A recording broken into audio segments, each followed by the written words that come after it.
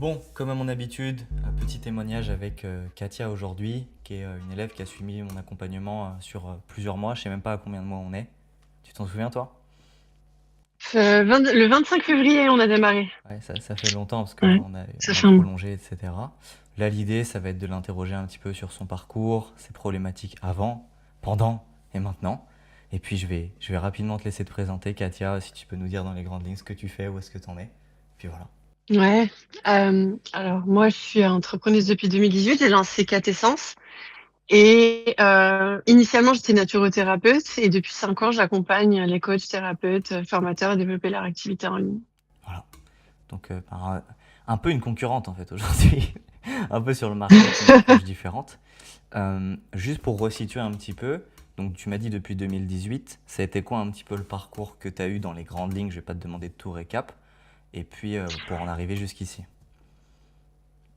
Dans les grandes lignes, il y avait le basique. Je pense que je voulais développer mon activité en présentiel. J'ai mis ma jolie carte dorée d'accompagnement. Et puis, une fois que j'ai mis les pieds dans le plat dans le monde de l'entrepreneuriat, je me suis aperçue qu'il y avait quand même un aspect marketing à maîtriser, ce contact avec les gens à maîtriser. Il y avait un écosystème à mettre en place pour que ce soit viable et prédictible. Et ça, c'est pas quelque chose qu'on a pu m'apprendre, que ce soit dans ma formation en tant que sophrologue, en tant que coach professionnel ou en tant que naturopathe même, différentes formations que j'ai pu suivre nous apprennent pas en fait à mettre ça en place et qui est quand même le levier qui vient clairement nous soutenir dans notre mission, j'ai envie de dire. Donc le nerf de la guerre, ça a été au bout d'un moment de prendre la décision de soit continuer à s'inscrire à des salons, voir comment ça se goupille et croiser les doigts si on a un client, et se sentir très seul dans son cabinet, qui fait que quand j'ai décidé de voir ce que ça donnait en ligne et de m'intéresser à comment est-ce que je pouvais développer mon activité en ligne, en fait, c'était le gros déclic. Je me suis pris une gifle. J'ai dit, c'est bizarre. C'est facile. Faut, comme il y a des choses à faire, mais c'est rapide, c'est simple. Et on n'a pas à chercher à plaire aux gens. Et c'est ça qui me plaît énormément sur le développement d'activités en ligne. Ouais, tu peux toucher un petit peu des gens qui te ressemblent et avoir un peu le type de client que tu veux, quoi. C'est vrai. Ok. Et donc, du coup, tu as aussi dit que tu as eu plusieurs mentors avant moi, entre guillemets, aujourd'hui. Donc, tu les Oui, citeras pas, tu ne seras pas obligé de les citer, mais voilà. Juste pour bien comprendre, donc à l'époque en présentiel, aujourd'hui en ligne, la transition elle s'est faite assez rapidement, du coup, de ce que tu me dis. euh, je suis quelqu'un qui attend toujours d'être au pied du mur pour bouger. Hmm. Ouais. Je dirais pas que c'est une qualité, Non. mais je dirais que j'ai attendu ouais, bien 3 ans avant de me réveiller. Ok, et à ce moment-là, en termes de.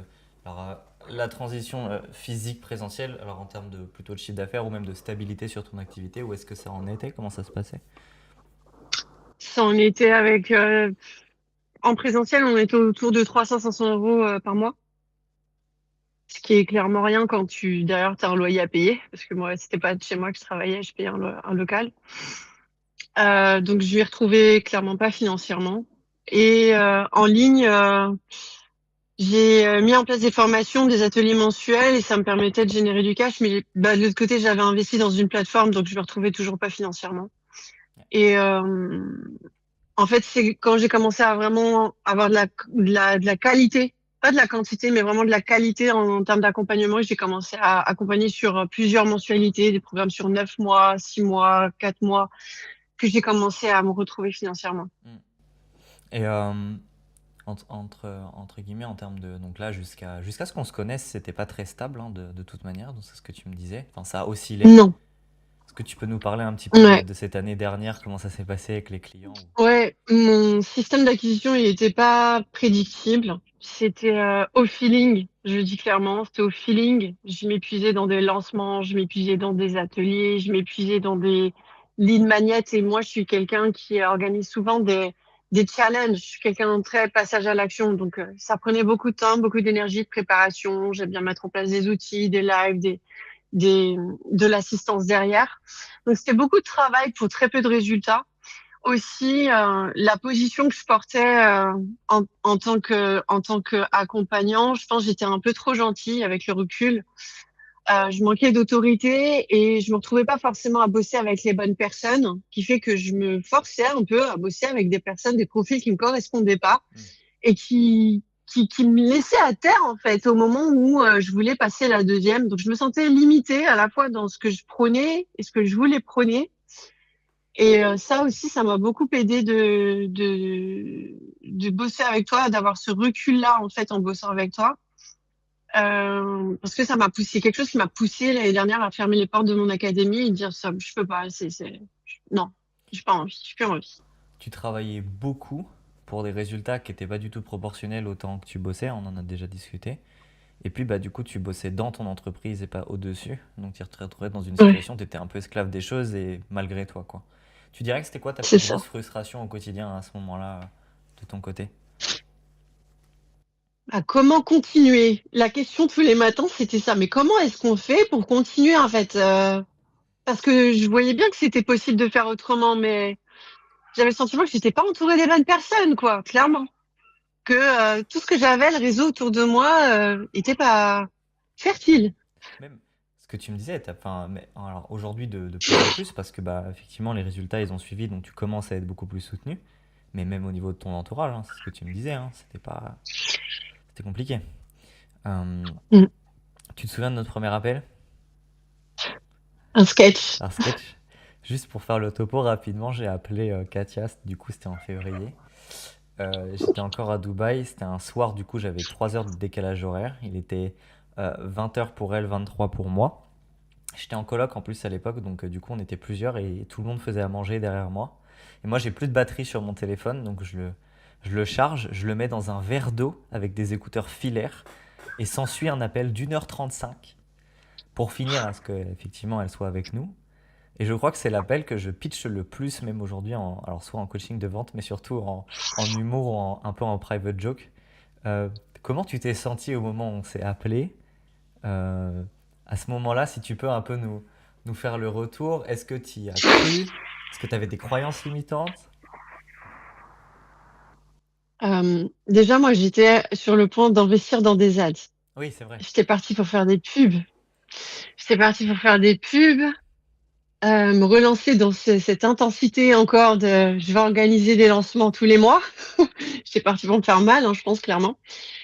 Et en gros, c'est dans la foulée en fait. Je suis tombée sur un de tes messages, j'ai vu ton message et, et moi, je voulais jouer le jeu, je voulais m'entourer de bonnes personnes. Donc j'étais dans cette énergie de je reste ouvert quoi qu'il arrive, je fermerai jamais la porte. Donc Ouais. je reste ouverte, et je t'écoute et je te dis, moi je fais ci, je fais ça, je suis en train de faire comme ci, comme ça, je te déblatère toute ma vie. Et tu me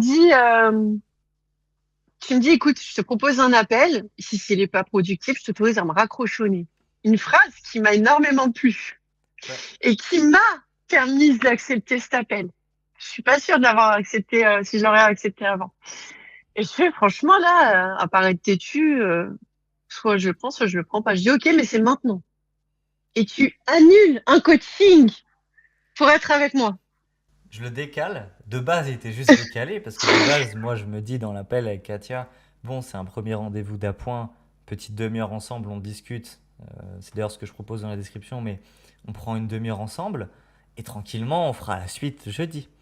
Mais quand elle me dit, là, je suis proche du gouffre à lancer toutes mes économies dans des publicités, alors que j'ai pas de système, j'ai du mal à convertir, etc.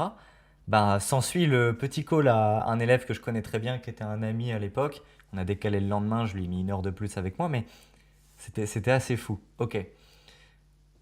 Qu'est-ce qui a conditionné ton passage à l'action? Est-ce que on va en parler un petit peu de où est-ce que tu en es maintenant, mais est-ce que tu te serais imaginé que de cet appel farfelu, on en arrive là aujourd'hui? Et comment tu vois les choses à partir de ça, enfin de cette situation de l'époque? Je me suis dit, soit je me fais encore arnaquer, soit j'y vais, mais j'ai été tellement incisive dans mes termes, avec genre réponse à tout. Enfin, vraiment, je t'ai montré que je pense, je sais pas si tu l'as perçu, Ouais. mais que j'avais quand même essayé plein de choses. Et t'es arrivé et tu as pas limité ton message, c'est-à-dire que tu m'as expliqué pourquoi ça fonctionnait pas.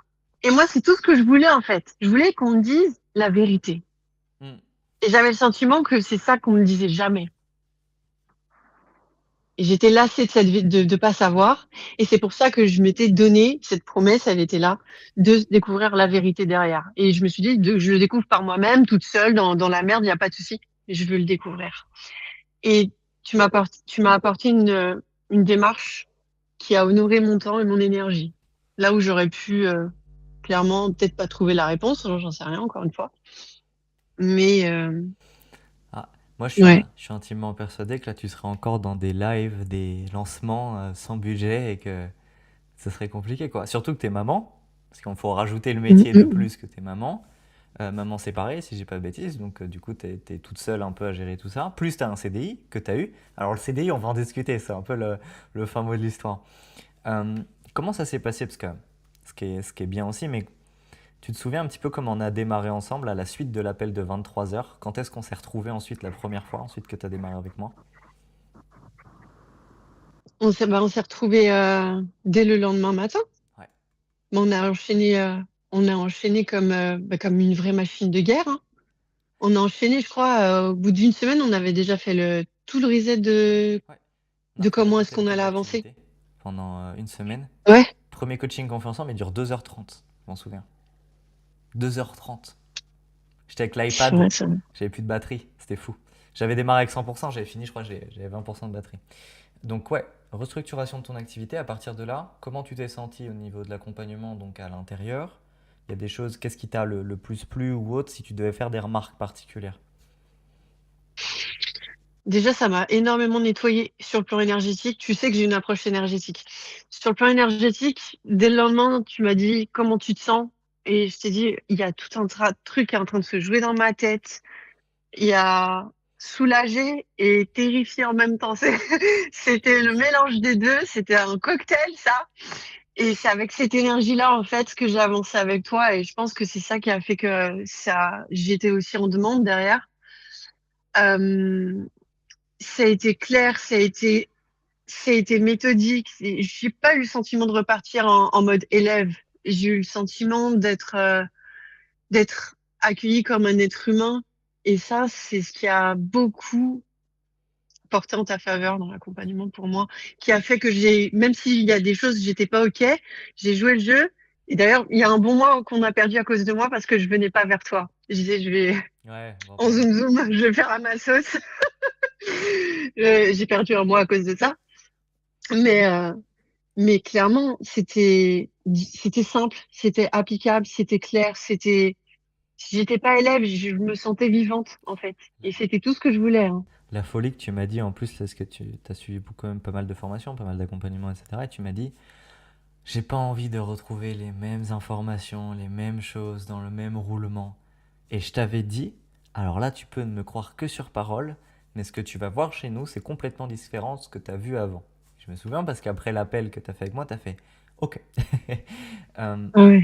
Effectivement, tu as précisé qu'il y avait eu un mois de vide un petit peu. Donc, tu te souviens, on fait un mois à fond, on a monté comme ça, et pendant un mois et demi, même après mes relances, ce qui est aussi mon rôle de te relancer, il y a eu effectivement des petits troubles.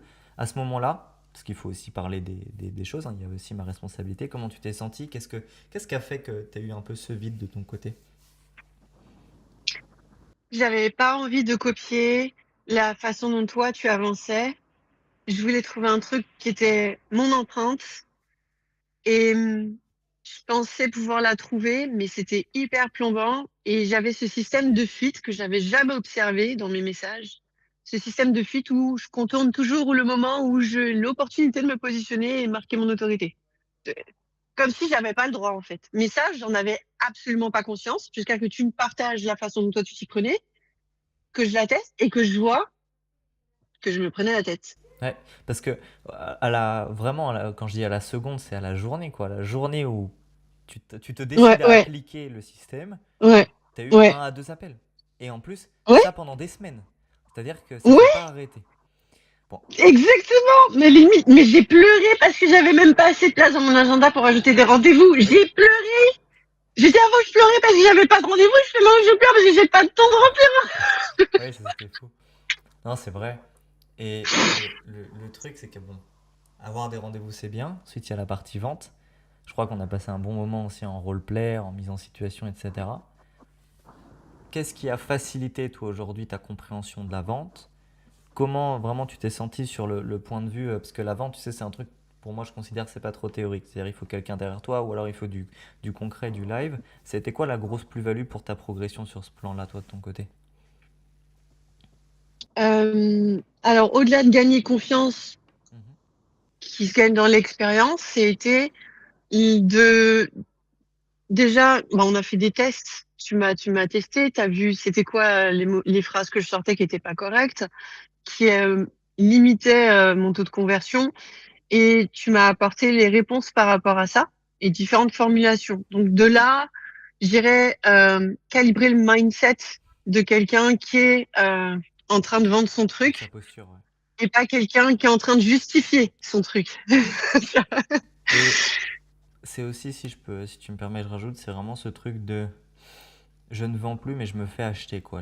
Les gens, ils achètent chez moi. C'est pas, c'est plus, enfin, tu vois, il y avait ce truc aussi qui m'énervait un peu et que j'ai un peu chez la plupart enfin, d'élèves, des membres qu'on a.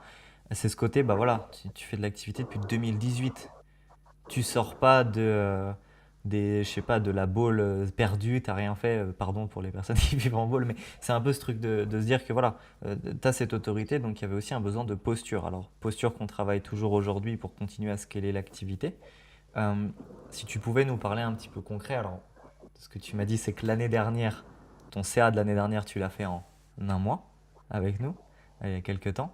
Est-ce qu'en termes de chiffres, de résultats concrets, toi, tu pourrais nous en dire un peu plus?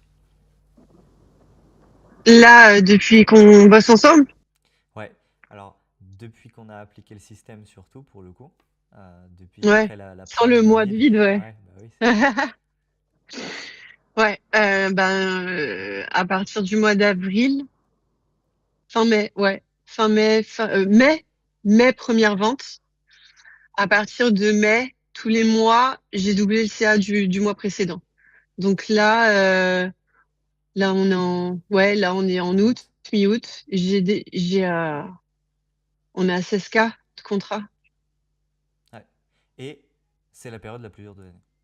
Ce qui veut dire que quand ça va arriver en septembre, avec les process, parce que nous, là, on est ensemble sur une durée indéterminée, euh, là, quand ça va arriver en septembre, aujourd'hui, tu as les process, tu commandes à déléguer aussi, tu vas plus être toute seule dans ta boîte, ce qui franchement est pas mal. Et du Ouais. côté CDI, comment ça se passe? Comment on voit les choses là sur les prochains mois? Côté CDI, on se dit que tout doucement, on va s'enlever cette étiquette-là. On se dit que tout doucement, on va pouvoir se consacrer uniquement à sa zone de génie, et ça, c'est plutôt génial. Et puis surtout, moi, je vais pouvoir commencer à réaliser mes rêves. Ouais. C'était quoi la première chose que tu as fait quand tu as. Parce que donc, le premier mois que tu as tapé qui était OK, je crois que c'était aux alentours de 4-5K déjà, c'était cool. Et après, bah, on est monté à 10, etc. Euh, C'était quoi la première récompense? Alors, moi, je m'en souviens un petit peu, mais le petit élément de victoire, le petit truc cool. C'est une paire de baskets. Je l'ai vu en story en plus. J'ai couru avec des chaussures trouées pendant toute une année. Donc, juste m'acheter cette paire de baskets, c'était la victoire, quoi. Ouais. C'était en mode achetons la paire, quoi. Euh, Grave. pour un petit peu parler plutôt business aujourd'hui, donc là, tu as commencé à avoir quand même pas mal de clientes. J'aime bien Ouais. poser un peu cette question du coup aux gens qu'on a aujourd'hui, étant donné que tu es un peu dans le même domaine que moi. Comment tu vois sur les prochaines années l'évolution un peu de cette optique, bah voilà, scalabilité, revenu en ligne, etc. C'est intéressant, j'aime Mm. bien l'avis de tout le monde.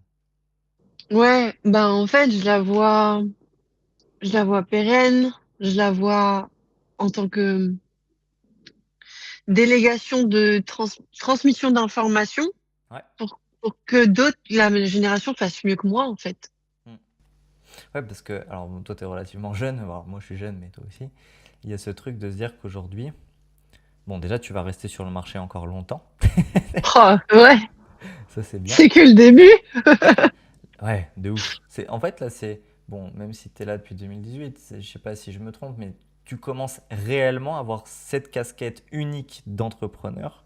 Pas qui jongle à droite à gauche, qui travaille dans son biz et qui est là, mais vraiment voilà, j'ai la vision maintenant de ma boîte, de Quatessence, où est-ce qu'on va, qu'est-ce qu'on met en place, quoi. C'est vrai qu'il y a un truc que j'ai fait mécaniquement depuis 2018 qui a joué en ma faveur aussi, c'est important, je pense, de le préciser, Mhm. qui a joué en ma faveur en bossant avec toi, c'est que moi, chaque nouveau pas que j'ai fait dans ma vie et qui a fonctionné, j'ai déjà tout enregistré. J'enregistre tout. Ouais. Parce que je me suis dit, demain, mes enfants, ils en auront besoin. Qui fait qu'aujourd'hui, bah, j'ai pas besoin de réitérer ce que je transmets. Il y a une partie qui est semi-automatique, qui fait qu'effectivement, j'ai cette liberté aujourd'hui, mais je me l'autorisais pas, c'est certain, à sortir de l'opérationnel, comme tu l'as très bien dit. Mm. Et là, du coup, c'est quoi les objectifs un peu des prochains mois pour toi? Qu'est-ce que tu as envie d'aller taper? C'est intéressant parce que nous, on est ensemble, mais toi de me dire. Ouais, là, si on peut taper les 10 k par mois, net, c'est cool. On les a tapés en contracté. Là, l'idée, c'est d'aller les taper en collecté, ce qui est un peu différent. Ce qui est un objectif vraiment facilement atteignable d'ici la fin de l'année. Et là, l'idée, du coup, effectivement, j'ai envie de te dire, même des 2-3 prochaines années, où est-ce que tu vois les choses, toi, de ton côté? Oh, je me vois déménager. Ok. Je me vois avec plus de soleil. Je me vois avec une équipe. Ce que j'ai toujours souhaité, c'est partager mon monde avec d'autres personnes dans leur propre zone de génie. Et c'est rare. C'est quelque chose de précieux pour moi. Est-ce que Et ouais, si je peux vivre cette expérience-là, c'est génial. moi, en vrai, je suis assez confiant parce que bon, déjà, ce qui est cool, c'est que moi, pour parler plutôt vie perso, on a un style de vie qui est pas trop non plus onéreux. Ça veut dire qu'il y a aussi beaucoup de cash flow qui est réinjecté dans la boîte. À court terme, c'est ce qu'il faut aussi pour qu'une entreprise scale. Donc, tu auras largement le levier. Surtout que maintenant que tu as un levier sur de l'acquisition en prospection et contenu qui marche très bien, l'idée, ça va être de mettre en place progressivement des choses beaucoup plus automatisées pour te libérer aussi pas mal de charge mentale. Et j'en ai perdu ma question. Si, est-ce que tu pensais que dans cet appel avec un verre d'eau, on allait se retrouver là le samedi 23 août à discuter de tes 16K contractés et de ton prochain mois à 10K? La question porte ouverte. Non, non, moi j'avais l'optique de 2000, 4000 de façon stable déjà. Pour moi, c'était un cadeau. Mais alors là, Ouais. là, j'ai dépassé mon plafond de verre. Je vole, je vole. Je suis le colibri là. Je suis un Surtout, oiseau. Je suis libre. quand on s'est vu, tu voulais juste 3-4K par mois. T'étais en mode Bah juste ouais, c'est ça, folie. c'est ça. Et en plus, t'avais suivi combien de personnes mentors avant moi, pour le coup? Environ. Mentor, j'en ai eu en dehors des formations. Vraiment niveau business, tu Ouais, parles? ouais, ouais. J'en ai eu, ouais, j'en ai eu 4. Et les formations, t'en as J'en suivi ai eu beaucoup? 4. Ça, je savais même pas. Des formations, ouais, j'en ai suivi. J'en ai suivi, prospection à froid, challenge, groupe Facebook, des publicités, des ads, des T'as tout challenges, essayé, des quoi. événements. Ouais, ça fait partie de mon expertise aujourd'hui, c'est génial. Mais ouais, le truc, c'est qu'il faut trouver la méthode qui fonctionne pour soi. Je pense que c'est ça le nerf de la guerre. Ouais, c'est vrai. Je pense que toutes les méthodes et marches aujourd'hui, maintenant, c'est celle qui est la plus couplable à ton quotidien et à ce que tu as envie de faire, en fait. Tu vois. C'est ça. Euh, Qu'est-ce que tu dirais? C'est une question que j'aime bien avant qu'on termine un petit peu, mais c'est qu'est-ce que tu dirais à une personne qui hésite, alors soit à nous rejoindre, soit plutôt à se faire accompagner dans la généralité des choses, euh, vu que tu es dans l'accompagnement Mm. aussi.